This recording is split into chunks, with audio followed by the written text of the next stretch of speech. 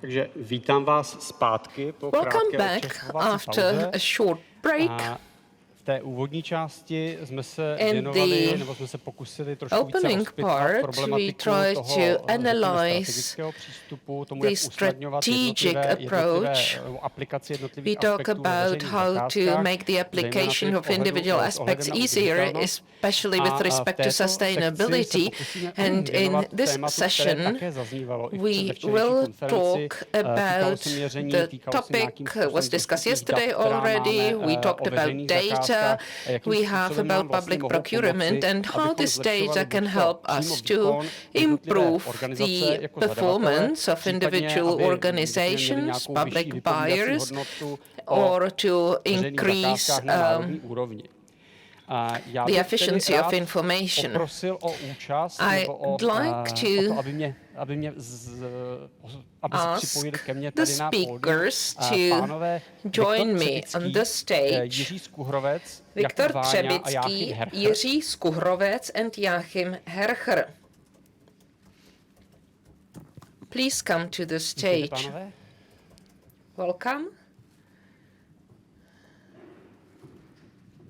A já bych pány ve stručnosti představil. I'd like to introduce the Pan gentleman Viktor briefly. Třebický, Mr. je Třebický spojovaný s CI2 a CI3, což speaks je a lot na jedné about straně CO2 and nevládní organizace, na druhé straně CO3. komerční subjekt, It's který se actually dlouhodobě věnuje a problematice non-governmental měření organization, but uhlíkové also a stopy, commercial čili entity data that ve has velmi been involved in the specifickém measuring sektoru. of footprint, Dále je carbon tady Jiří footprint. Skuhrovec, který je, Then we have zadávací, Jiří zakázkové Skuhrovec, veřejnosti znám, who is mimo jiné known tím, že provádí opravdu analýzu by veřejných zakázek, doing analysis of public procurement, also prepares index and is responsible for Tenderman, the tool called Tenderman. Jakub Váňa is also known to the audience. He's in charge of the public procurement in South Moravian region.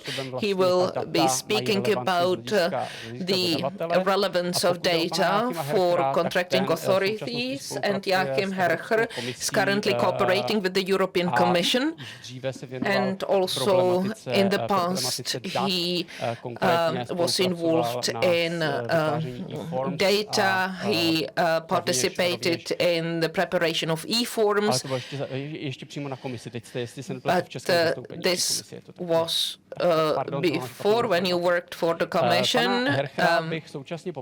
I would also like to ask Mr. Hercher for a brief introduction into the data in public procurement. The floor is yours. Good morning. Thank you very much for the invitation and the possibility to open this panel about data and public procurement. My name is Jáchym Hercher, and currently I work for the representative of the European Commission in the Czech Republic. But before I worked for 6 years in Brussels and the GD where I was in charge of data. I would like to cover 3 areas. First, about the vision, so the future of the public procurement based on data. Second, I'd like to speak about e-forms, which are new harmonized forms. You probably know. It's good to speak about it as a data standard for public procurement, and then I will briefly mention other projects at European level. In introduction, I'd like to emphasize why public procurement is so important. The primary reason is that it is really quite a lot of money. In Czech Republic, it is more than 700 billion crowns, and at the European level is about 15% of GDP of member states, and it is necessary for meeting the needs of our citizens, also impact the environment, the social cohesion in our society, and also impact on innovation. So it is a huge amount of money.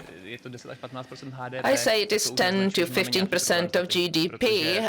It already indicates that we have some problem with data because it is very gross estimate. Second, what I would like to say is where we actually are at the moment. This is quite a popular and controversial metrics about public procurement.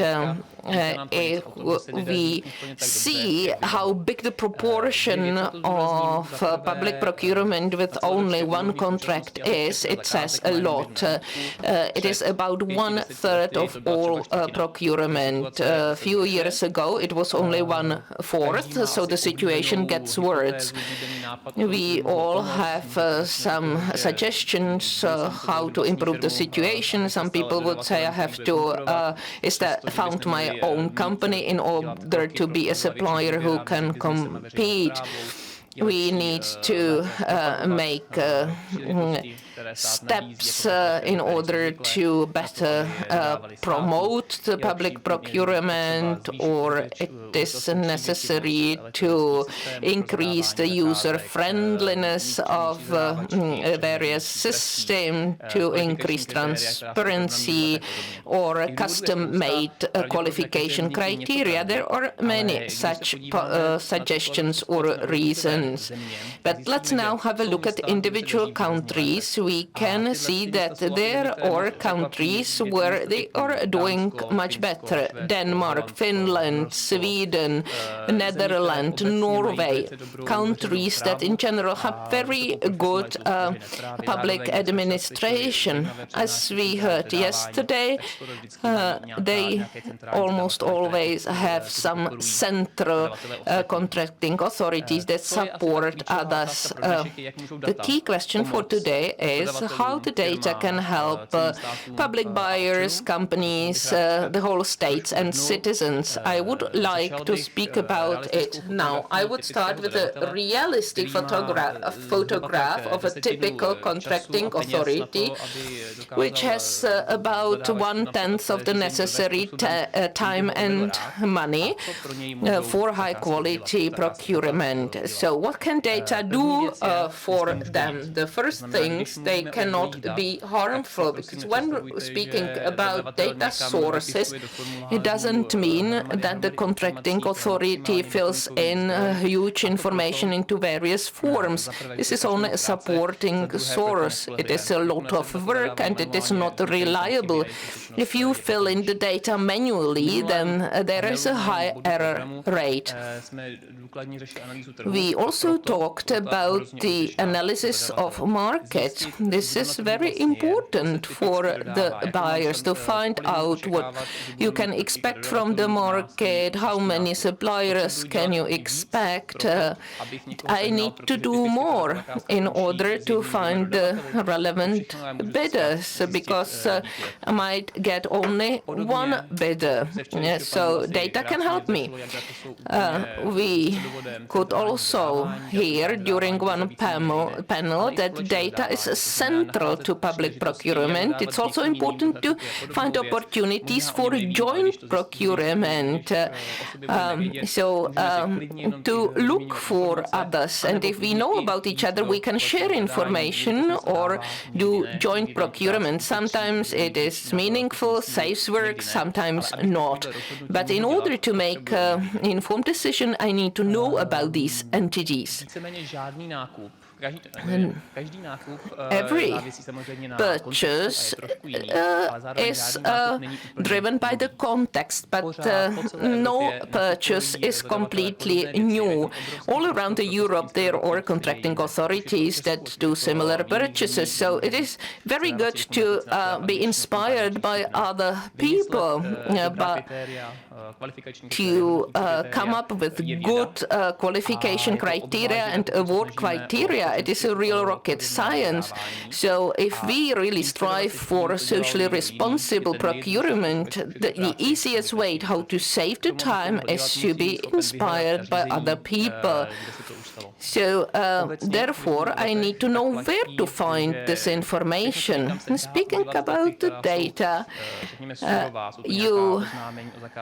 there are actually raw data, some tender documentation and so on, but it is much easier if there is a certain interlayer software that helps me to find relevant data quickly and simply and help me with the step I just want to implement. For example, for market consultations, if I want to organize that, I need to have relevant data and quickly. And the last example, what data does is they bring feedback. It is quite a standard procedure. If I organize a tender, or actually if I award the contract, I need to reflect what went wrong and what was successful. I need benchmark. I can see how a similar contract, how successful a similar contract was in other parts of the world. This helps to increase and improve the results next time.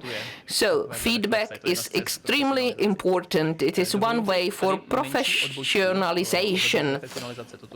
Now one digress regarding that. This is a 5 years old slide from Britain. It quite nicely describes the reform they were trying to implement. They called it DNA, new DNA of purchasing activities. On vertical axis, you can see the time and effort that you need.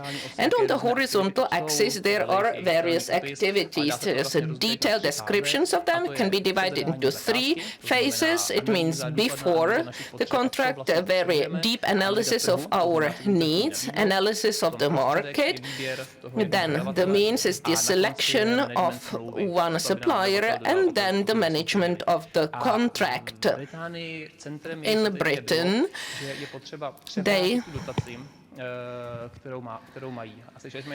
actually wanted to implement this reform. It was very important.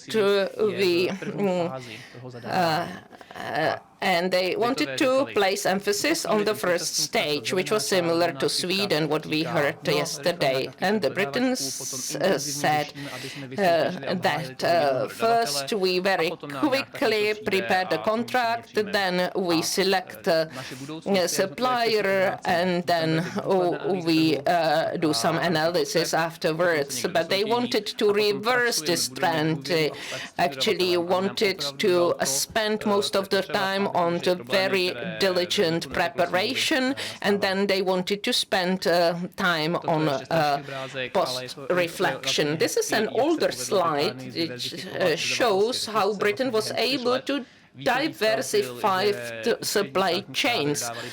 The central state administration supplied only big companies from London. So therefore, they wanted to change the way how they open tenders, and they were able to diversify their supply chains within 4 years all across the UK. The other side of the coin are companies. How can I help companies, not only the big ones, but also SMEs? Data also informs about opportunities. The companies need to know that it is necessary to report something, that it is necessary to ensure fair competition. Currently, the baseline is that we have a gazette where we can learn about the tender. Then it is necessary to communicate with the companies so that they know that there is a tender opened. So when I open a tender, there is also a target advertising on LinkedIn, so they get information that something is happening in their sector and they should be interested. The second very important function is planning. If a company decides to participate in public tender, they need know-how, and the cost-benefit analysis is different, of course, in case if they are aware of the fact that it's just single tender, or if it's going to be a repetitive tender. In Europe, there is a whole range of companies which are analyzing tender data to give business intelligence to the companies so they can plan better if they want or not to participate in public tenders, if they want to submit their offers. Not many, but there are some companies which analyze the data and can offer such support. The third group of players are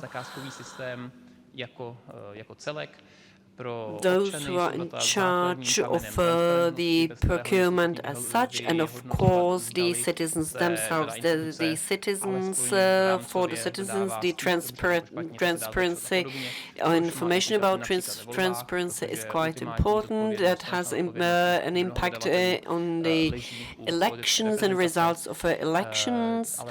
Then the inhabitants and the state, for example, if I'm the ministry and I'm in charge of public tenders, then the data may help me to look for good practice, which I can disseminate and spread. It helps me to find also the procurers who have problems, but the reason for looking for such procurers, buyers, is to support them, to offer help. It can be training, other ways of support. It helps me to cater for the whole system. Without data, we would be blind and we wouldn't know where the help's needed. Then, of course, data help us to target better the audit and the control. There is no need to audit every single tender unless there is an issue. I'm quite aware of the fact that it may sound like a sci-fi, what I'm mentioning here doesn't seem to be connected to the reality. I'm not talking about the science, artificial intelligence, or virtual reality. Every step which I have mentioned exists both in private and public sector, somewhere in the European Union, and makes sense from a financial point of view. So the way ahead is there. It's just a question of having a vision, strategy, and being able to comply with it. The journey is, of course, quite long, and I would like now to focus on the second part of my presentation, where I will focus primarily on e-forms, which are unified forms for public tenders, and it's the major step now happening in the level of European Union. What are e-forms? These unified e-forms, partly it's a implementation regulation which was approved in September 2019. Secondly, it's a elegant 300-400 lines table.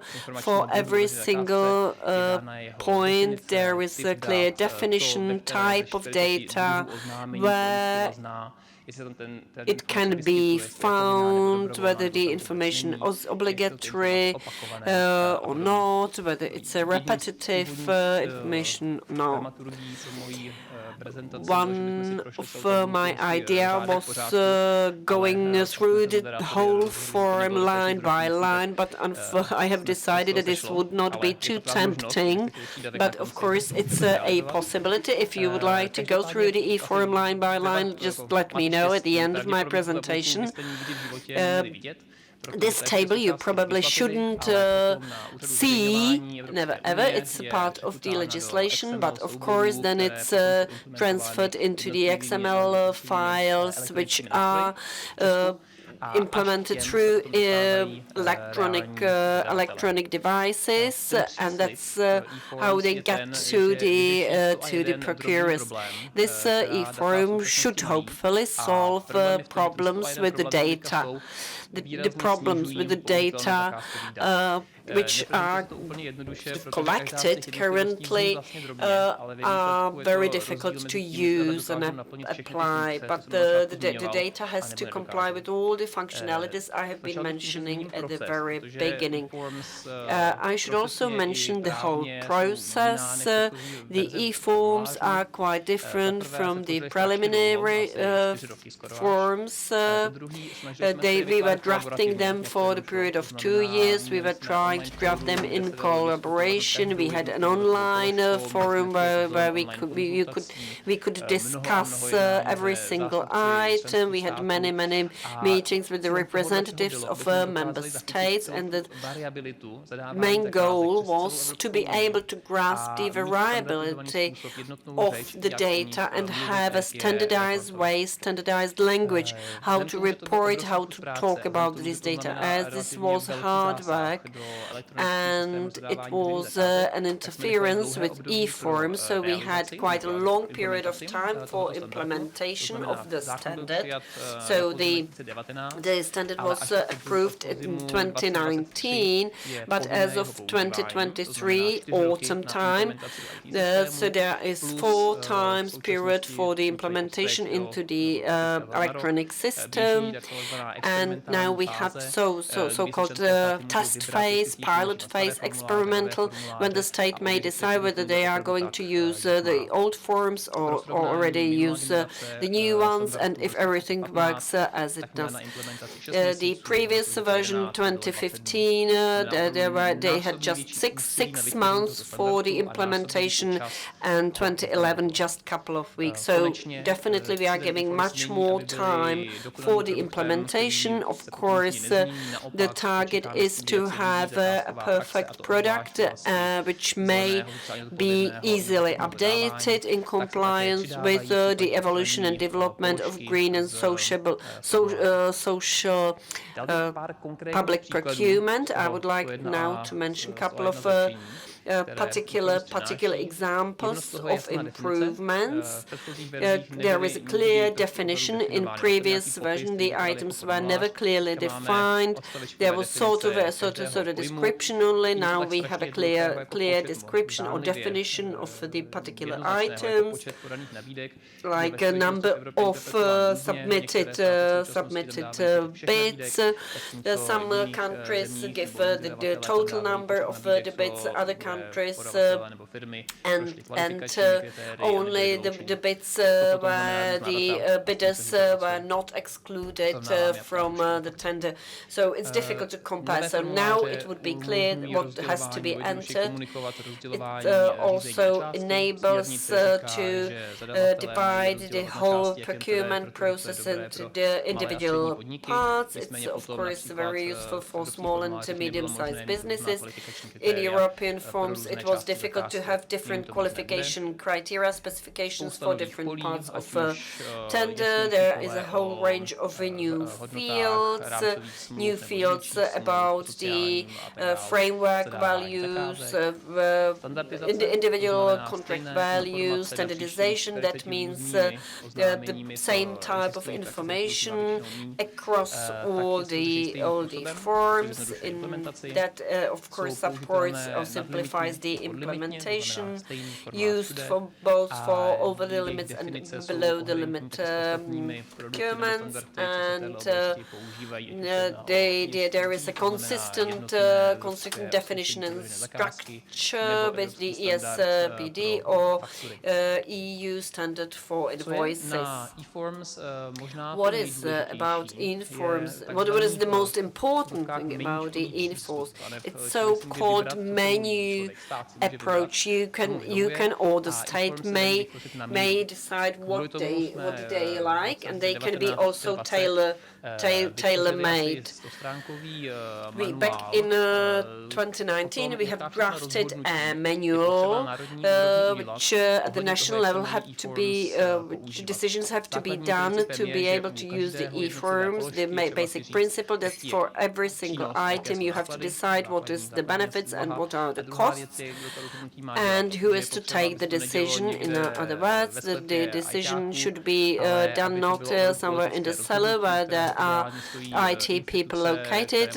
It should be supported by politicians, representatives of procurers, buyers, suppliers, profit sector, and to discuss which information is valuable for the particular country. That can, of course, be different. It can depend on the maturity of the electronic maturity of the procurement and different goals of the procurement. Somewhere it's more important the green and social aspect. Somewhere it's the price. So it depends government from the government. Couple of examples what has to be decided on e-forms should be used for both over the limit and below the limit procurements. There's a whole range of voluntary fields, which voluntary fields we do not want to use at all because not important for our national goals. If we would like to limit the flexibilities, e-forms are very flexible, so different parts of the same procurement can have different timing for submitting the individual bids. If one part should be based on framework agreement or not.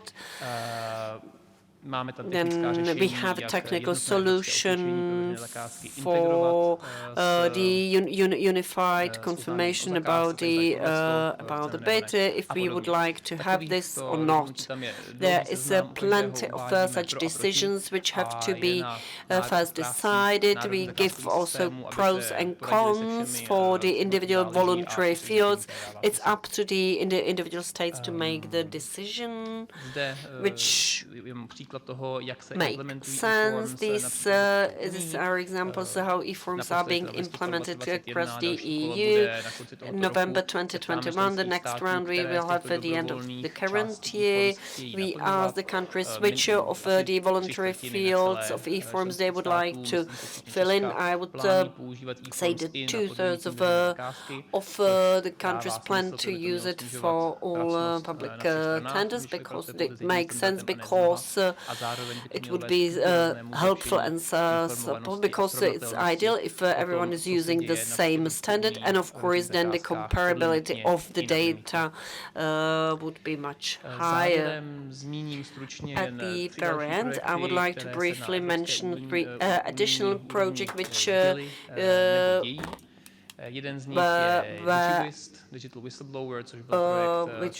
which are on the EU level. The digital whistleblowers used for the research and development projects. Within this project, we were comparing legislation with public tenders across the EU member states. We were collecting all data within EU in both over the limits and below the limits, and we were trying also to have a look at the hlavním cílem tohoto zmínit, abyste viděli, že to je, a pokud vás to zajímá, koukněte na výstupy. If in case you're interested, have a look at the outputs of the project. If I'm not mistaken, there was also a recommendation that the quality of data has to be improved.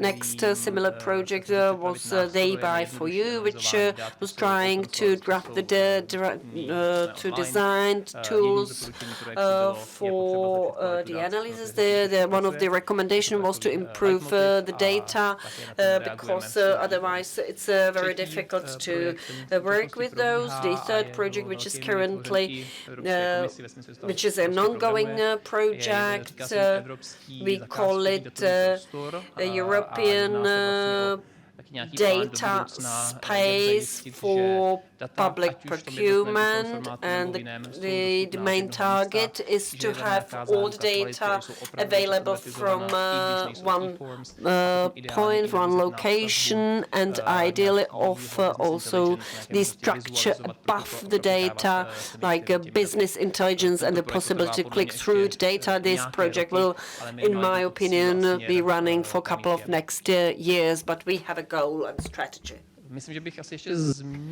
I'd like to mention or have a general remark that with all the uses of data I presented, the data is something that helps you ask questions. This is the primary function. The secondary function is that they give answers.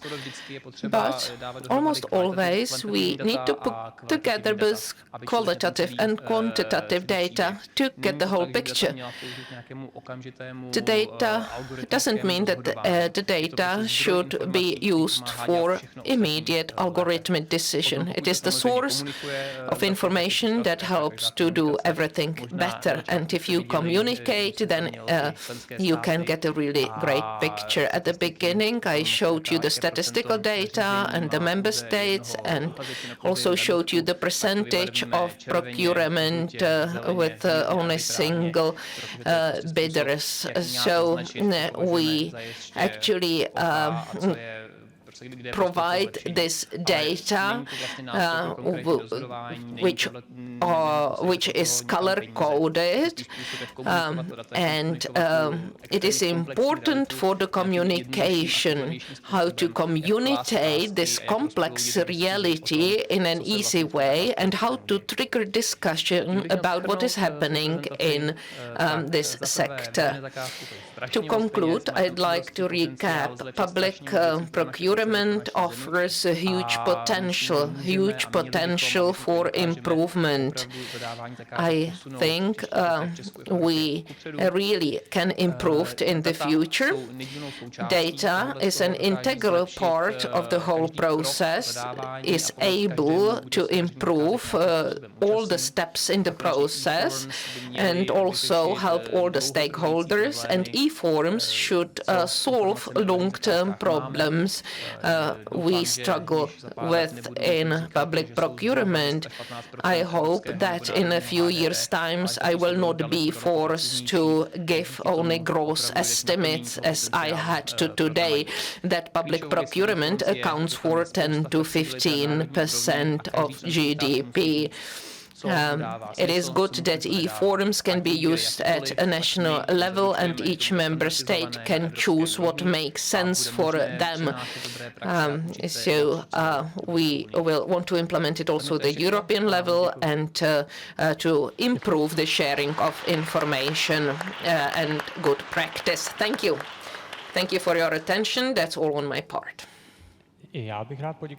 I would like to thank you for your presentation, and now I'd like to open the discussion. Mrs. Dubcová would like to ask something.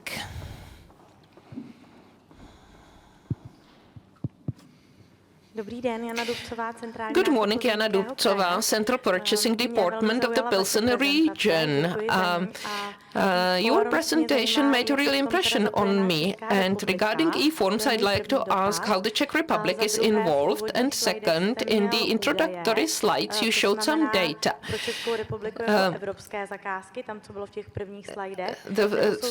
Does it mean the contracts that are based on our electronic certified tools or not? Because we use more such tools in the Czech Republic. I'd like to know whether there is some interface where this data is sent, for example, regarding the small-scale contracts, so that we would know how many contracts we have in the Czech Republic. The source of the information is TED. All the procurements that was sent to that. Some states send there also below threshold procedures, some not. So we actually excluded this below threshold so that it would be comparable. What we expect from e-forms is that more procedures will be sent to the European Union. So it might be relevant for foreign companies. And it would also help to spread information about what's happening across EU. And regarding the Czech Republic, our country, just like our other member states, or part of e-forms, but a more detailed question should be asked to a colleague and not to me. Thank you. And at the beginning, okay, there's another question from the audience.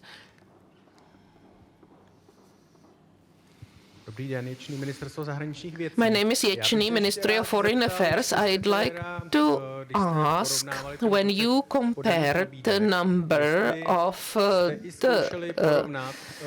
bids, did you try to compare also the economic situation in the relevant country compared with the number of the bid? Because I know that many private companies do not apply for very often, do not apply for public tenders because the margin is usually low and there's quite a lot of administration related to that. So during the crisis, the companies do not have much contracts. They actually apply for public tenders as well. But if the crisis is over, then they don't do it anymore. I think this corresponds to the economic cycle of that individual country. So I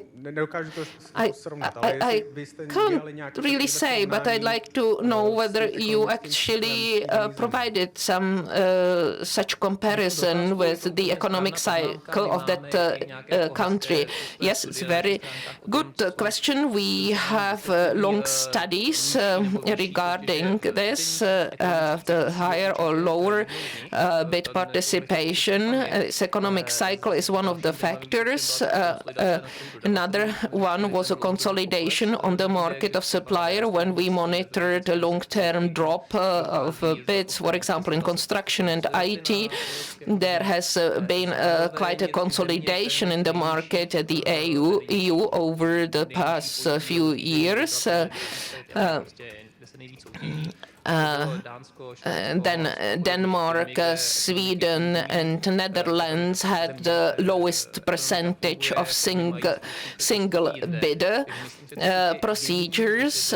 So this is also this economic cycle one of the explanations, but there are also other aspects that we can influence. For example, competing for cheap price. This is the decision of the Czech contracting authorities.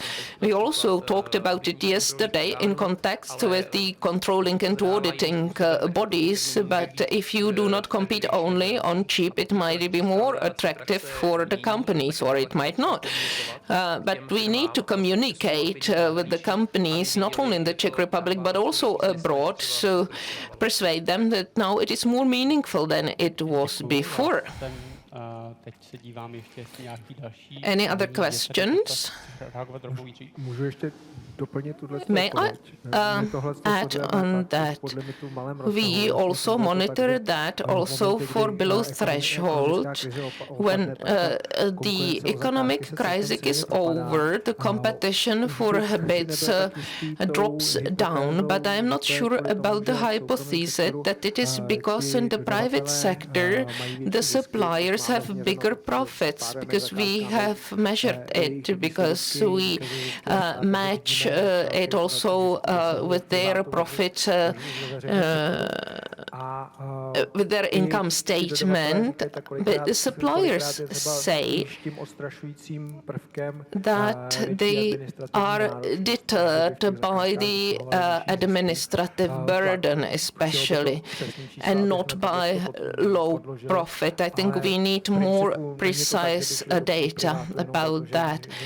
But in principle, it is not like that, that in the public sector wouldn't be enough money or would not generate enough profit for them. Novotny, I'd like to ask whether you have some specific idea about the benefits of e-forms for responsible public procurement, or could you actually provide some specific data that will be collected based on the e-forms and they will be relevant for the contracting authorities?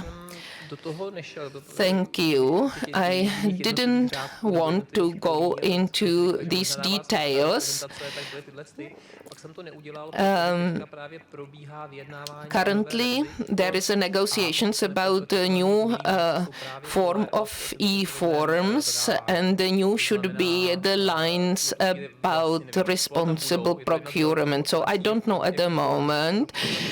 It is a great motivation, actually. There should be some lines added regarding the directive on the energy efficiency vehicles, but the whole process is not completed yet. I'd like to mention just 3 personal remarks. First, I understand it might not be popular, but it's very difficult to measure something that is not defined.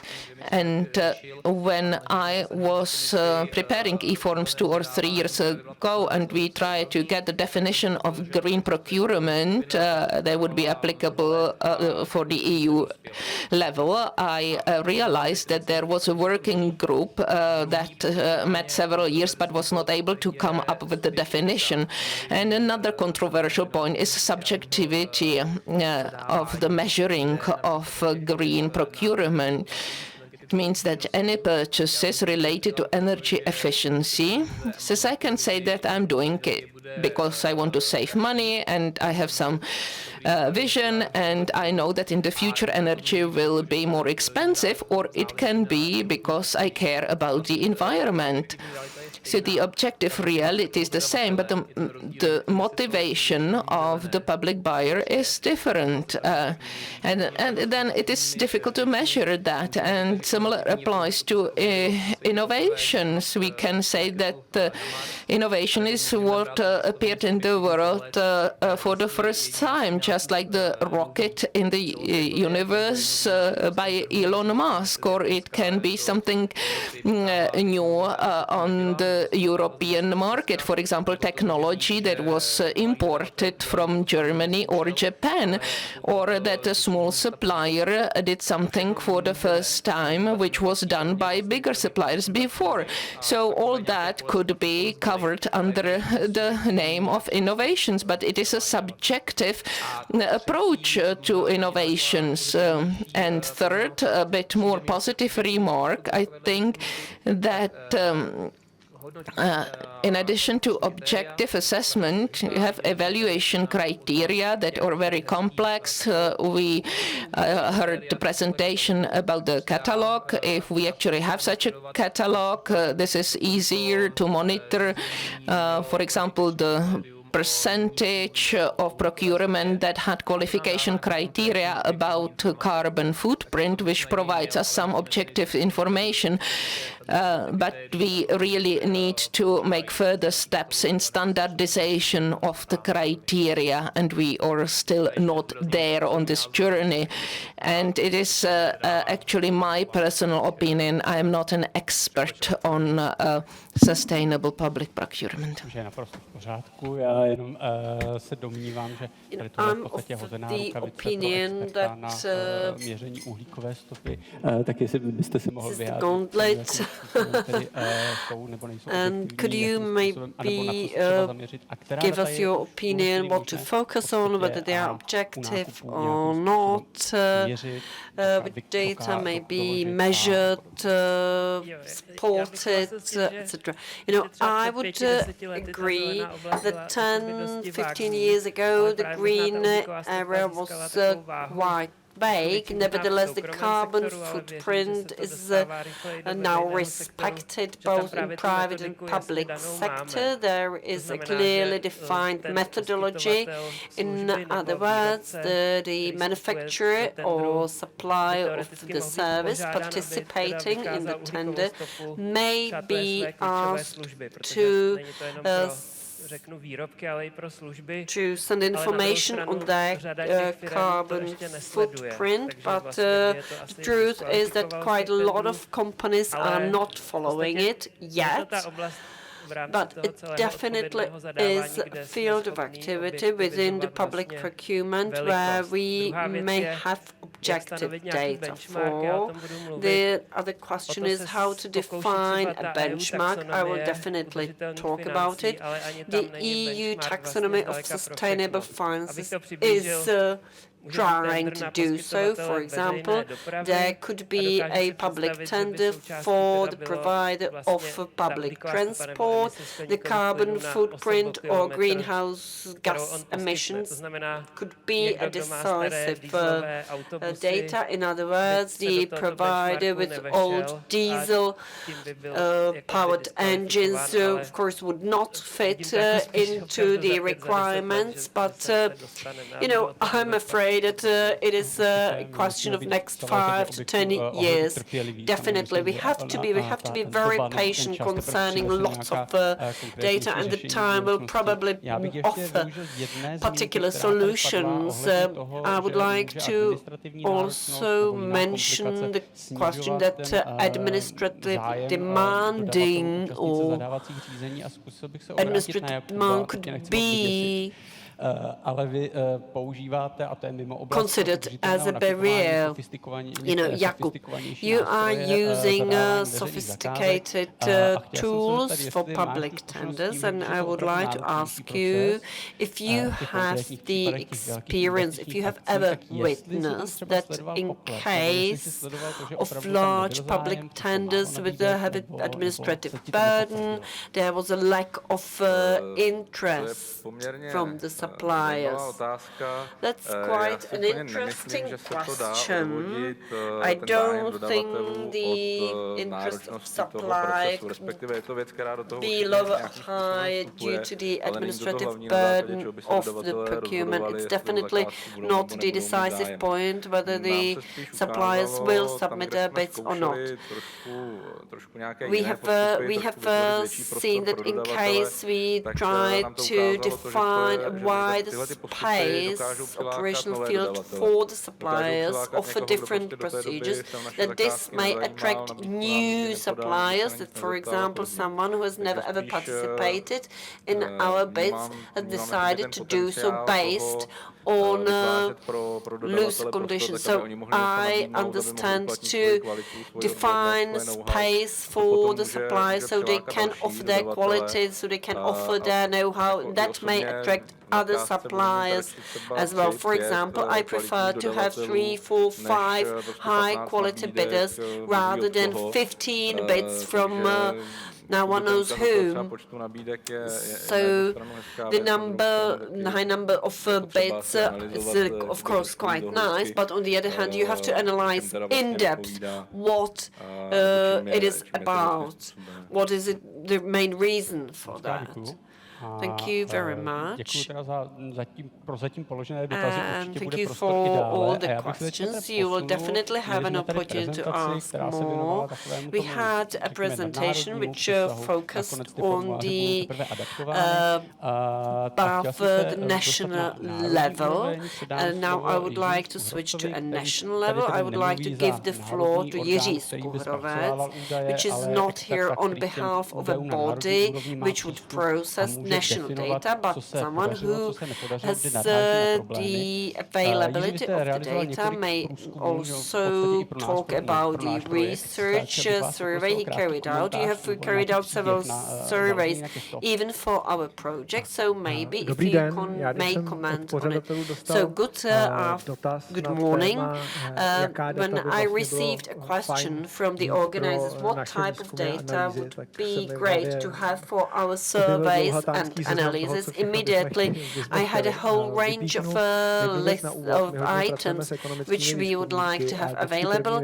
We work with researchers, economic research. Do you have some data about the particular bit, if it was supplied in conditions with the bit? Well, unfortunately, the answer is no, we don't. We are quite glad if we have information about the price of the bit. Then, of course, the analysts and researchers are not very happy about it. The national system of data collection is not accustomed to the requirements of the analysts and researchers. That's positive. But on the other hand, I'm convinced that between the procurers and the political level, this data the request for the data would be quite a nice request, because to know, for example, this particular supplier is supplying in compliance with the contract, it complies not only with the price. So that would be very interesting to have such data available. The reason I'm mentioning it, whenever we're collecting any sort of data, we have to always compare the price and the output. Who is going to use the data? What is it going to be for? You know, the researchers are quite low as for the priority. If it could support better quality of public procurement, that would of course be helpful. It would be a higher priority. Nevertheless, when talking about what we would like to have available, is we always have to start with the question for whom the data are to be collected and what is the main purpose. Mrs. Dubcová and her question actually supports what I'm going to say. The quality of the bids or supplies, going back to, you know, who, I would like to ask a question. Who has supplies the highest number of supplies during the course of previous year in the Czech Republic? The question is very trivial, but the answer is very, very difficult, and we may talk about it for hours and hours and hours. In date like we are quite close to being able to answer the question more or less correctly. If you have a look at the open data of any of the ministries, you will definitely not be able to find answer to the question. Of course, we have to have information about for the both below and above the limit bids, but poměrně významnou bramboračku v pár detailech, které vám třeba budou znít jako there are details which may sound trivial, but make it very complicated to work with the data, and that is, for example, information about the dynamic purchasing systems, complying with the framework agreements. Sometimes methodologically it's described well, but the result is not what is expected. As a result, the information about who has won which bid and how much has been paid for it, the data are insufficient. So this is one of the topics. The next topic, from the point of view who has won the highest number of the bids, then of course it would be data about the large consortia. but that's a mess which we data people should be trying to solve and not to burden you as the procurers, because data are more or less available and you just need to find your way through it. If we have, for example, Michal Blaha from Hlídač, the supervisor, then of course we try to help them to go through the data. If you have invested several years into processing of data, this is quite a workable part of the data. Much worse part of the data collection are small scale bits, where you of course the procurers don't have to inform about the signed agreements. If it's subsidized from the European funds, then of course there are different obligations for making the data available and the public than if it's not supported. If we would have a simple question, who, for how much and when, it would be great. Then the highest number of bits are the small scale bits in the Czech Republic, and it's very difficult to find your way around. For whom this information should have the highest value. Probably it's very close to what Joachim has mentioned. It's always quite interesting from the procurer point of view, who is doing market research. It's interesting from the policymaker's point of view, who wants to know who are the big players, important players on the market, and with whom they should communicate. So for that, on my behalf, was one of the examples to improve in data collection. But I'm always trying to focus for whom and why we should be doing it. This is an analysis we have carried out for the Ministry of Labour and Social Affairs, or nice outputs of the research or the survey.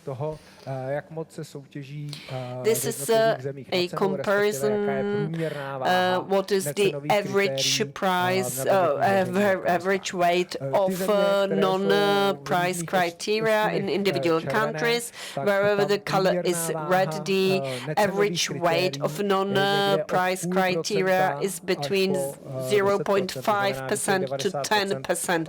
In other words, more than 90% of the weight in the average bid is connected to price. Below the threshold of this finding is an information majority of the bids has as the only decisive criterion the price. These are the evaluation criteria in the Netherlands, in the procurement.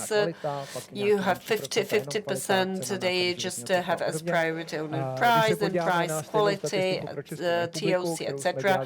These are the statistics for Czech Republic for 1918 to 2020. Price as the only criterion is used in 95% of public procurements, so it's a major difference in comparison with the Netherlands. We could carry out this research survey because in the Gazette, what is being published are the evaluation criteria, evaluation specification. We have the artificial intelligence, which is able to read the data. They can distinguish which bits are focusing on price only, which not.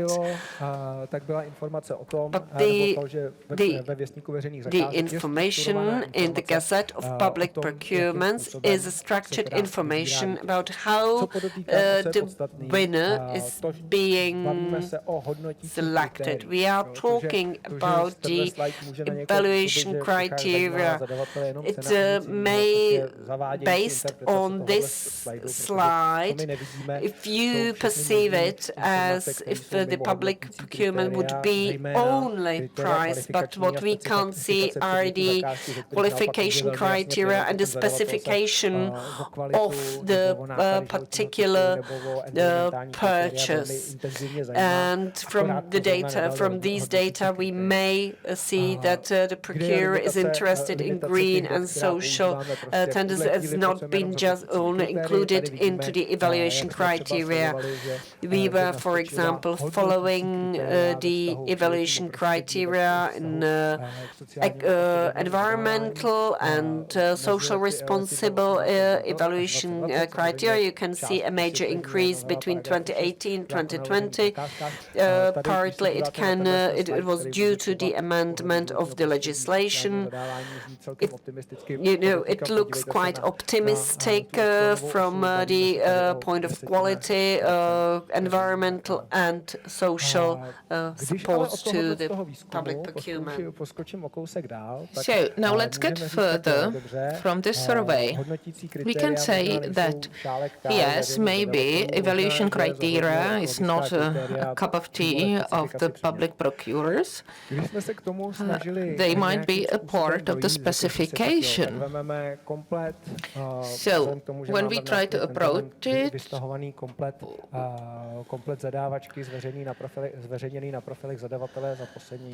we actually have the data of the past 9 years. We said we take the tender specifications that we can read through full text, and we will look for keywords in the environment. Ecology, sustainability, recycling, requalification, long-term employment, and people with disabilities. So we try to monitor how these aspects are taken into consideration beyond the evaluation criteria. Here you can see a certain increase in certain areas in 2021, and the y-axis shows some more significant results.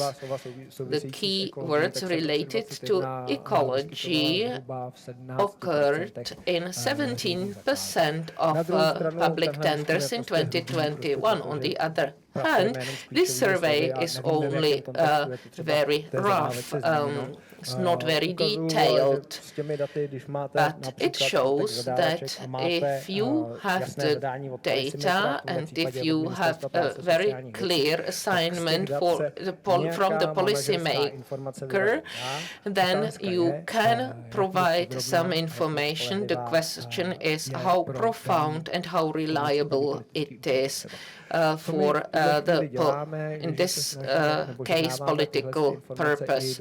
We try to provide this information also in our system for the contracting authorities, that they could do what Joachim described. For example, they would come and say, I want the tender specifications that were used over the past 3 years in 10 construction tenders. For example, building construction, where recycling is mentioned. So I just filter it like this and click, and I get the result. This was actually the last slide of my presentation. What did I want to say? When we have assignment, when we have a procurement, we want to see what has been published so far. We have some data in the Gazette, in the journal. We have the data on the website, and we are able to extract some information from that. Sometimes, regarding the quality of the supplies, we are not able to extract the data, and the data is not relevant enough. And if it is a political priority, let's start to collect this data for the future. So it is always about saying for whom the data should be prepared. Is it the data for all the contracting authorities or for the legislators? So then let's talk about what can be collected, how much information we can get from the data that has already been collected. Someone mentioned the environmental friendly vehicles. This is something that might be very complex for many contracting authorities. We have to ask whether it is proportionate, whether we should ask all the contracting authorities to fill in the data about this. So if we have too many requirements from the contracting authorities, for example, publishing the price that has really been paid, we do not get much responses. So yeah, let's collect the data that is relevant, but let's make it easy for the contracting authority as much as possible, because if they do not understand why they have to fill in a lot of data into the form, then they will not fill in anything. Every second survey we do in the area of data, we need to actually index it very well, but the index list has about 8,000 items, and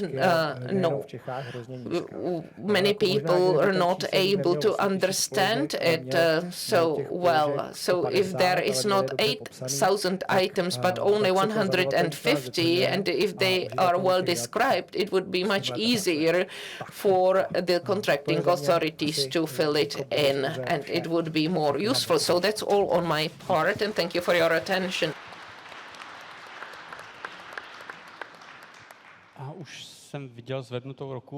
There are some questions.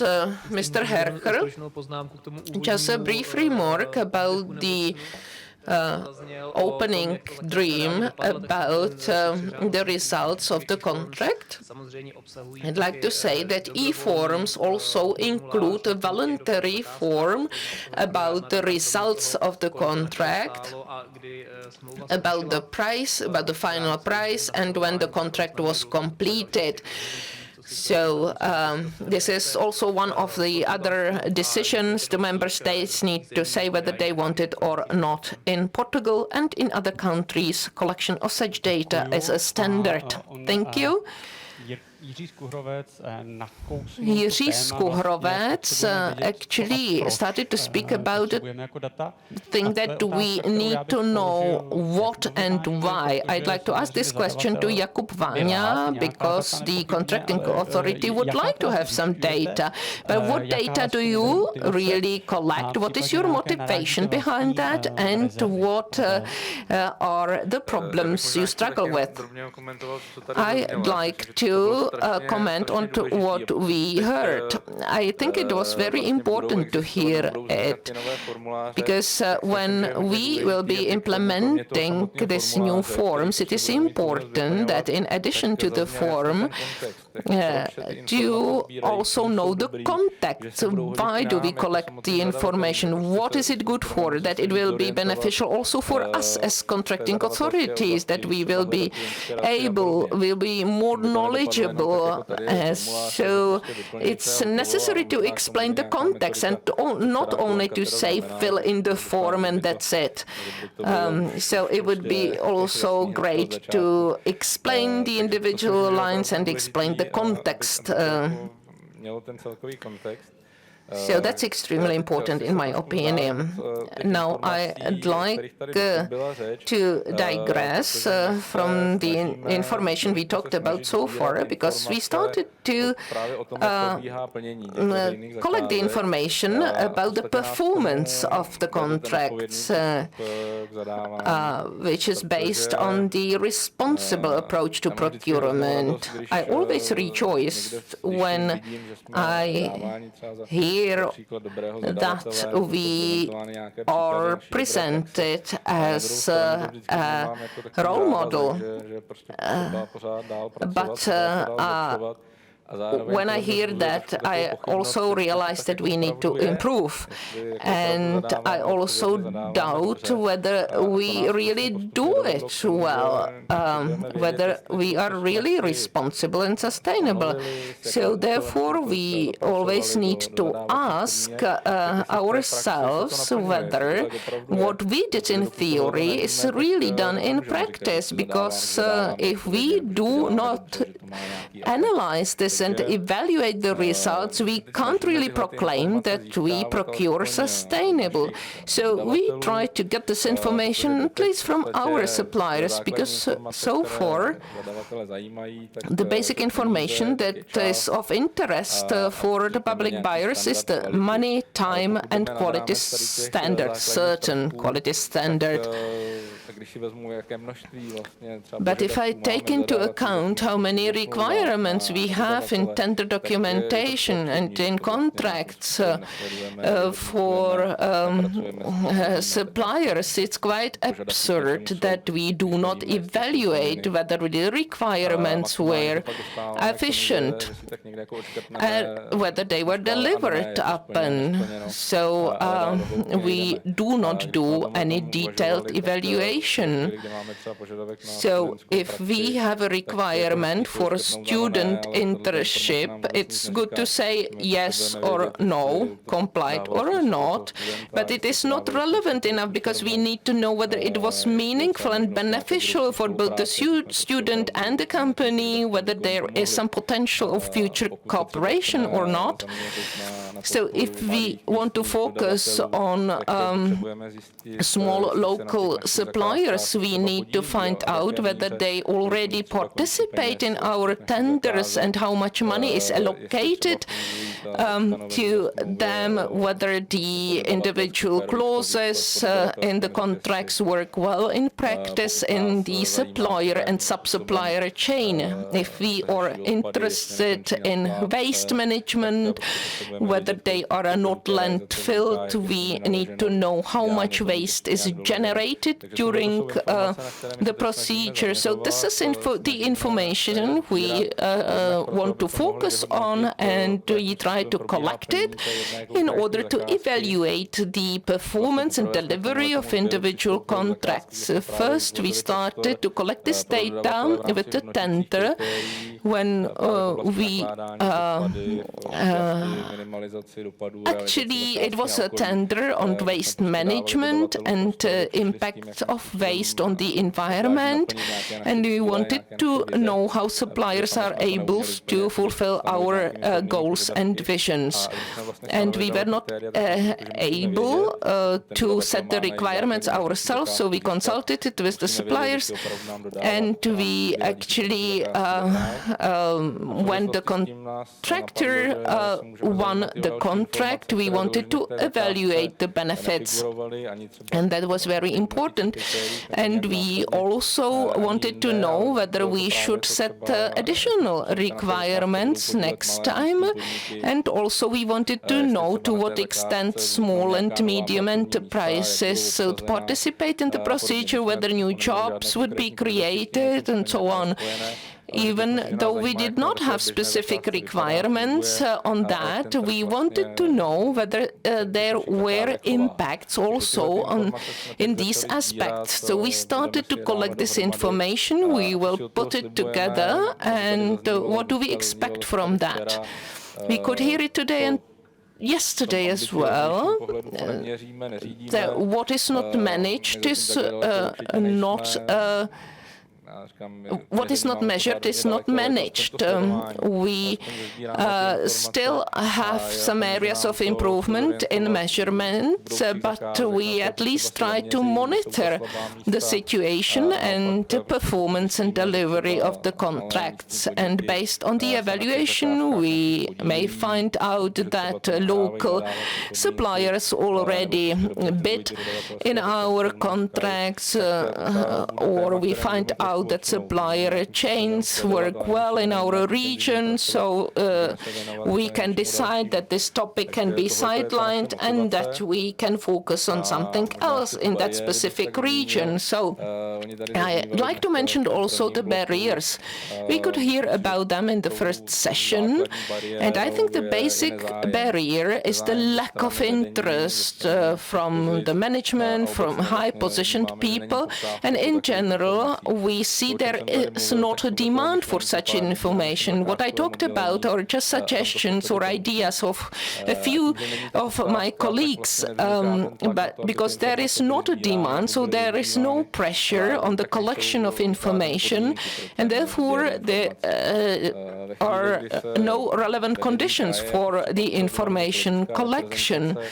When, for example, the politicians or the regional offices decide that they would like to do something specific, we are able to respond to that, to come up with some ideas, what needs to be done, and then the conditions are created for that. So it is actually up to us to persuade the management that this information is important, it is meaningful to collect it, but on the other hand, because conditions are not created, we actually find out that we are limited in terms of capacities and competences and so on. I focus mainly on construction tenders, so I can say that the supervisors and technicians in constructions have a lot of work with keeping the deadlines and to keep with the changes, and they don't have time of anything else, and they are not interested in monitoring other aspects, and they don't sometimes have competence for that, for example, in terms of green procurement or sustainabilities, and there is a lack of capacities because the new contracts, tenders are coming. So we need to create the demand for information, and I believe the national strategy has been mentioned here and will be mentioned again in the aftermath, that they could create this demand and could offer certain tools or to suggest what is interesting so that we could start working on its standardization. It's very difficult to evaluate something that is not standardized. On the other hand, I think that the examples from abroad show that even social aspects can be standardized and monetized.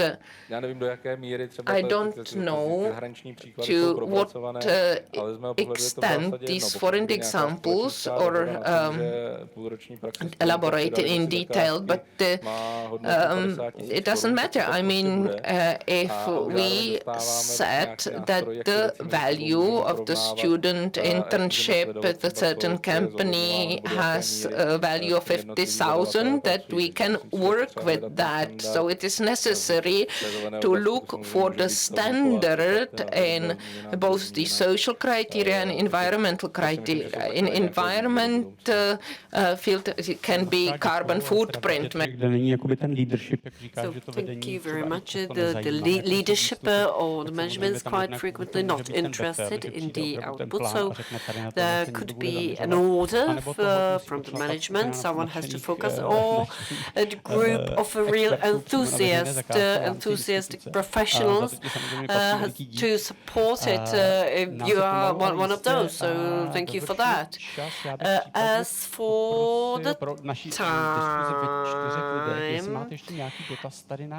we are slowly running out of the time. Do you have any questions you would like to ask? If there are no questions, please can you stay with us in the panel, and I would like to give the floor to Mr. Třebitsky, who will present data concerning the carbon footprint, and the floor is yours. Thank you very much. It has already been mentioned that the environmental criteria cannot cannot be quantified sufficiently, even though as a keyword the environment has been most frequently mentioned, but carbon footprint and classified waste and switching off the light are one of those criteria, but it doesn't go into the real depth. Maybe environment can be a keyword, but it doesn't say much about the impact on the environment of the supply. Carbon footprint may quantify all this. We have quite a good methodology, and I'm of the opinion that more frequently we shall witness the situation that a particular product, company, service may also have be labeled with the carbon footprint. In the Czech Republic, the discussion is quite divided. There are lots of politicians who tell us the Green Deal is a madness which may ruin our economy. But what may really ruin our economy is the change, climate change. If we would continue with the business as usual model, we will probably not be witnessing in person the major changes, but our children and grandchildren will definitely not see the world we know. One of very few examples, the leakage of gas from Nord Stream, the causes of it that could be quite different, but the impact on the nature is that there was a leakage of 115,000 tons of methane, and methane is a much worse greenhouse gas than CO2, and this leakage equals to the annual operation of 2 million cars. Our economy and our neighbors' economy is based on fossil fuels. The gas was supposed to be the transitory fossil fuel, but now it proves that it's going to be a major problem. Why to follow the carbon footprint in public procurements? I do not want to overburden you with the knowledge we gained at the grammar school. More greenhouse gases released into the atmosphere. The atmosphere will be warmer. Unfortunately, of course, there will also be the water of the oceans and seas, Mars and Venus. There are nearly no greenhouse gases. Therefore, the average temperature is minus 150 degrees centigrade. Venus, on the other hand, has more greenhouse gases than we have currently in the atmosphere, and the temperature is plus 400 degrees centigrade. More fossil fuels are being burned. The atmosphere and the oceans will be getting warmer and warmer. Unfortunately, we are already witnessing it. It is obvious from the news. The warming of Czech Republic is worse than the global one. After the Second World War, we have released lots of greenhouse gases into the atmosphere, and we continue to do so. The icebergs are disappearing. Of course, that could be discussed for a long period of time. The Netherlands know quite a lot about it, because 1/3 of the Netherlands by the end of the current century does not necessarily have to exist. It will be covered with water. We probably cannot prevent this anymore. This is the evolution of the emissions. Of course, it very much depends on the size of the graphic illustration. The major problem was caused after the Second World War, and unfortunately during the last 40 years there was an ongoing tense. Only back in 2020 there there was a decrease by 5% of the global emission. 5% only when the whole economy, everything was stopped. Nevertheless, during the course of last year, the emissions achieved the pre-COVID level. Czech Republic, from the carbon footprint point of view, is the following for every single inhabitant to 12.19 tons of CO2 per person. These are the current emissions. Historically, we have been industrial country, and the carbon footprint has been generated here since the mid of the 19th century. So from the historical point of view, we are the 50. We rank the 15th in the world, and we have only 10.5 million inhabitants. But we should definitely be very responsible. We should do something about it. But unfortunately, Czech climate change policies are non-existent. The ministry has their own, and it's not complied with. And the emissions in the Czech Republic are growing, not dropping. The bark beetle is also consuming our woods. As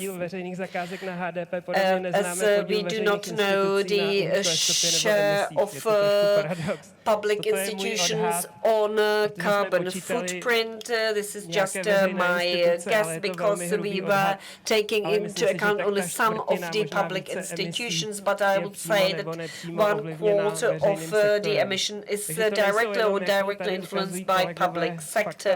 So it's not only the facts about climate. The power plants are just generating the electricity which is being consumed, be it by the industry, public institutions, or the households. If the public institutions are using the brown electricity, then of course the carbon footprint is also due to the public sector and public institutions. Public institutions do not solve their carbon footprint, do not focus on it. I will show a couple of examples. When we were calculating the carbon footprint, it was very frustrating experience because the institution didn't work with it. So we tried to focus more on private companies which are doing a little more about it.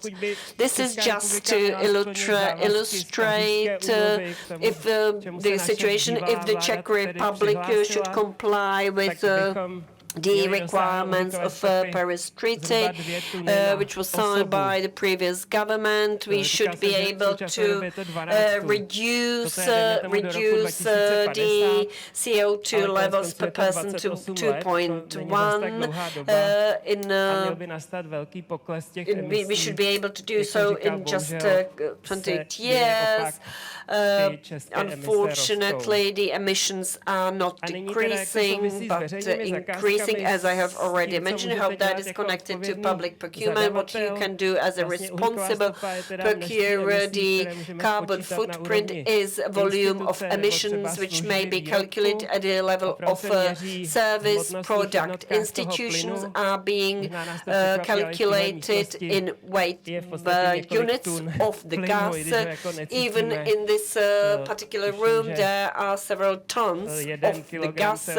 1 kilogram of CO2 is roughly 500 liters, but there are other greenhouse gases if you are using air conditioning. So the leakages from the air conditioning are important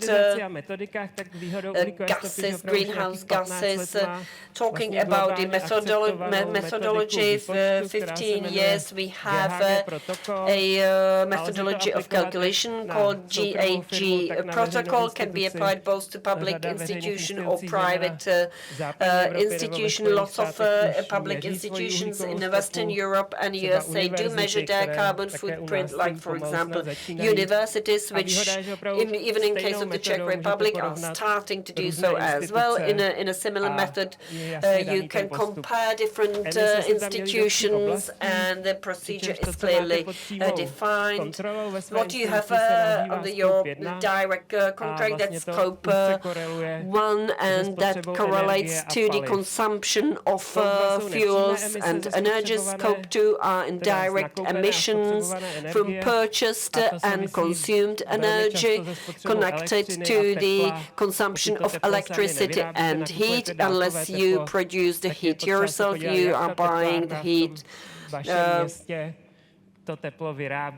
not locally, then you have to have a look at how the particular heat plant is producing the heat. If we have a look at in the Czech Republic, 60% of the heat plants are not decarbonizing, are using fossil fuels for the generation of the heat. And what is important from the procurement point of view, that's scope 3, which are all other indirect emissions. And the purchase or procurements are quite frequently an important source of indirect source of GHG, where you're purchasing services and products. In case of public institutions, I am convinced in case we would also include the public tenders, there could be dozens of percentage of the overall carbon footprint. In other words, it's great if you change the plastic bulbs for LED bulbs and you classify the waste, but in case of public procurements, you can have a better impact on the climate. In companies, we quite frequently discuss the carbon footprint with the procurement department because they have an important say. This is a public institution, the institution of the research institution of theaters. It's located in the very center of Prague. The heating or the costs for heating the building are very high because the energy efficiency of the building is at the level of G, which is the worst. And this is just an example. You can always start with you in your situation with the energy consumption, but mobility is also important. These are the use of cars, business trips. This institution also is responsible for the mobility of actors, artists. So definitely the mobility has an important impact. The IT has quite a high carbon footprint, and the waste to which the environmental protection is quite frequently limited to is below 1% of carbon footprint. How we can work with it, that we can use benchmark. Here are several institutions for which we have calculated it. We are not comparing. We do not compare the absolute values with public institutions. It can be calculated per one employee or per 1 square meter of flooring. And with private companies, we relate it to turnover. So you can compare to suppliers if they face carbon footprints. Big companies does that very often, so you can see how much footprint was generated for 1,000 euros, for example, of turnover. The Theatre Institute has a very high number because they are based in historical building, but also the government office. It is quite an old data, but I still remember a presentation at the government office where I presented their carbon footprint. It was during daylight and their big chandeliers were turned on. So you can see also other institutions, quite a similar result, so you can see a similar standard there. If I should answer what to focus on as a public institution, I believe that carbon footprint could be one of the criteria for the green part of sustainable procurement. So I can imagine some limit values of carbon footprint for often purchased services or construction materials. I think in Scandinavia they already do that. With respect to construction tenders, they not only have the energy label, but also the carbon footprint of individual materials, and we can set the limit for per square meter. I think in Denmark they are planning to do that next year. The energy efficient measures are definitely key during reconstructions of schools and kindergartens. So we have insulation in Czech schools and kindergartens already, which definitely results in significant reduction of carbon footprint. What we are failing on is that our economy and our institutions are highly dependent on fossil fuels. We found out that it is not really good when these 99% of this fossil fuels come from Russia. But I know that we will not be able to replace that within 1 or 2 years' time. So this is a big challenge not to replace the natural gas with coal. We also lag behind the construction of a new block of nuclear power plant. What you can already do is to start to buy green energy. It means energy produced with a small content of carbon as opposed to the Czech mix. It is enabled by the legislation, but as far as I know, not many public institutions have done it already. And another aspect is that the electricity is actually sold out because private companies buy that. Then the energy from the renewable sources, there are a few first examples, for example, Kněžice, but when we look to Austria or Germany, there is more frequent with public institutions. Now, regarding the mobility, when we buy a new fleet, we should give preference to electric or hybrid car, because if you buy a diesel or gasoline cars, they will be increasing the carbon footprint. Now, reduction of flights, I actually presented it at one university, how high the carbon footprint is, but there was quite a high resistance from the researchers because they said they needed to travel. Then now I would say that Britain has got quite far in the usability of the source of data. The organization UK DEFRA has been publishing emission factors for the main items within Scope 1 and Scope 2 and some selected items for Scope 3, and this is updated on a yearly basis. We talked about it with the Ministry of the Environment. Something like that would be useful, but so far no result. As I said, taxonomy. There are some benchmarks for carbon footprints, but I think it is not detailed enough, especially for public transportation. The more detailed picture about this is provided by the LCA analysis, life cycle analysis database.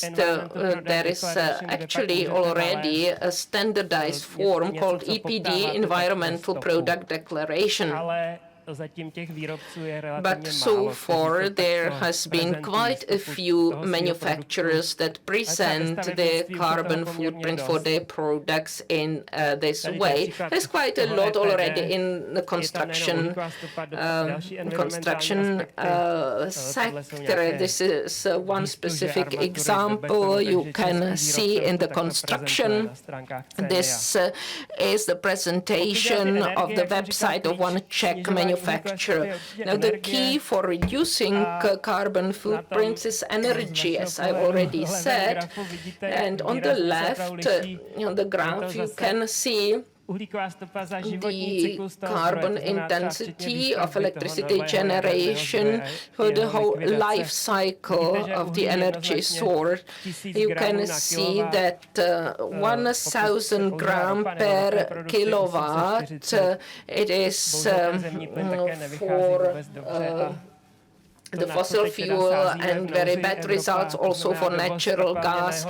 And liquefied gas that we will now place emphasis on is also doesn't have a very good carbon footprint either, because also the transportation is very long.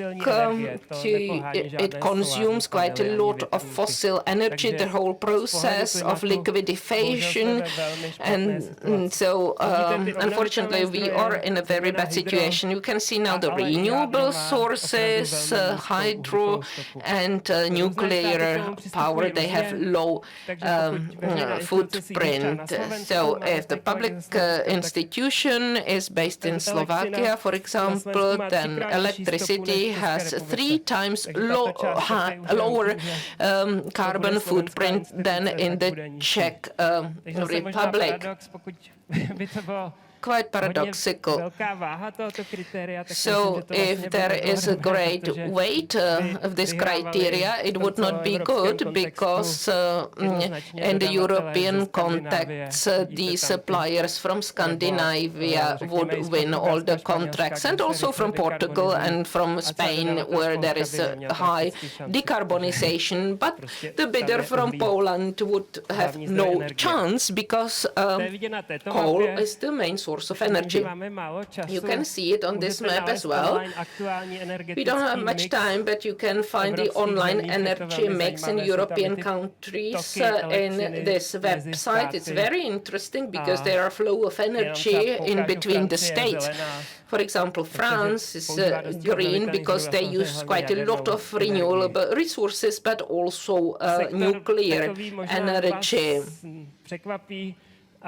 Might be surprised, but with the transfer to digital space, this leads to the increase of emissions that we do not say, but data centers, hardware, servers that are very often replaced. So they generate about 4% of energy consumption and 2% of emissions. If we compare it with the total sea transportation, that's only 3%. And a popular topic, carbon footprint of food, because purchasing of food is quite popular, it can be quite interesting. We focus on that quite a lot, also in respect with the agriculture and farming producing companies, but agriculture produces about 1/3 of the global emissions. We can't force everyone to become vegetarians, but beef meat has about 12 to 20 CO2 per kilogram. So if you actually include at least one meatless meat a week in a canteen, it has a great impact on the overall emissions. Transportation. Many people think that sea ships produce the highest volume of emissions, and then the pressure on increasing the share of electric vehicles is nonsensical initiatives. So it's not true. The personal vehicles produce the highest emissions. So if we actually want to make a real progress, we need to stop using so much crude oil, but start to use, for example, green hydrogen. Many people are against these electric vehicles, but if you calculate the carbon footprint of the whole life cycle of the electric vehicles, including the battery, the carbon footprint is 4 times lower than other vehicles. So this was really help the climate. If you are interested in personal carbon footprint, we have prepared several versions and calculated several versions of calculators. There will be new ones will be offered by private companies. Some companies already offer their clients the possibility to calculate their personal footprint. And we also talked about the carbon footprints of conferences. Also, our conference has a carbon footprint. We don't have precise data, but we can actually calculate the electricity consumptions, heating, your transport to the site, and it is also possible to compensate for the carbon footprints. It means to pay for the tons of CO2 we have generated, to pay in order to make them disappear, some forms of offset. So that's all on my part. Thank you.